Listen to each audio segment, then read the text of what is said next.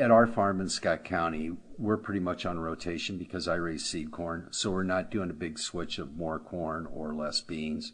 We're on pretty much of a 50-50 rotation, and that's probably where I'm going to stay. Even most of my friends are going to stay with that. Well, it's always nice to find out what the other farmers in the area are doing.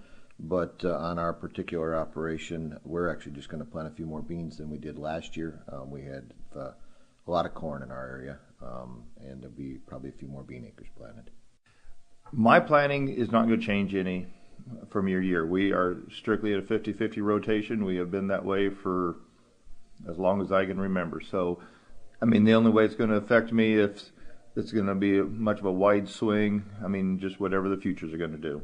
It's going to get all worked through the system. I mean, this is just in planning intentions. I mean, until it's all done and said and in the ground, then we'll see what happens. Well, I look at what the intentions are and what the average trade guess is, and you kind of judge from that whether it's up or down, and according to that, then I'll either change my marketing plan. I'm a forward marketer, and that helps me give me some targets. I never know what the weather's going to do to us, as far as production or what I'm going to have on my own farm, but you still have to have a marketing plan. I take them with a grain of salt. It's worthwhile because it's somebody's or a group, a guess, I want to say, but they give an indication, and they can be right or they can be wrong. So it's just another tool in our toolbox.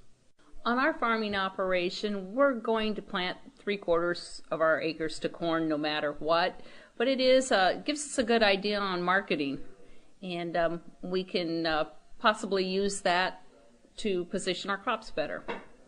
In my area of the state, most of us are pretty much fixed on what we do. A lot of rotations that are pretty much in place.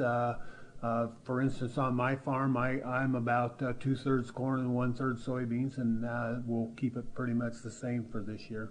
It is a good indication of what some of the rest of the industry is doing, and I do try to make some marketing plans based on what I think might come out in this report.